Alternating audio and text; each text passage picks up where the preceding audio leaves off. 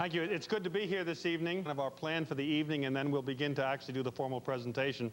I do this all over the eastern part of the United States, everywhere from Ohio to as far south as up to this point, central Georgia. We do workshops and seminars. We had a workshop today this morning. We had a youth program this afternoon, and now we've got what's called a teen adult seminar tonight. We're going to deal with the issue of origins. Where did we come from? Creation or evolution? Let me do a little further introduction.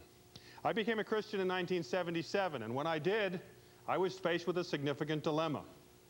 I have a degree in science. I've got a bachelor's in chemistry and a master's in marketing.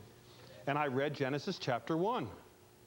And Genesis chapter 1 didn't say the same thing I'd been taught in my science education, that we got here through a process of evolution. So what did I do with that? Well, I said I've got to research for the first time reading the other side of the equation. I began to read people like Henry Morris and Ken Ham and Gary Parker, creationists that wrote about science. It took about 2 years, and I moved from a basically agnostic evolutionist to a recent creationist. And let me define that so we understand where I'm coming from.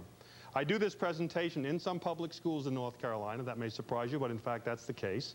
So let me kind of step back then and begin at the beginning. Let me try to find out from you how evolutionized you've been. Most of us in this society have been impacted by evolution to some extent. So I'm going to ask a couple questions and ask for some responses, and we'll see how you respond. First question, and if you were in the workshop today, just don't give it away, okay? Because you've heard some of these questions before, not all of them, but some of them.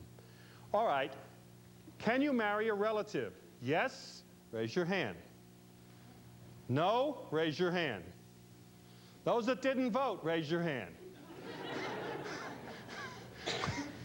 The answer is, you better marry a relative or you're not marrying a human.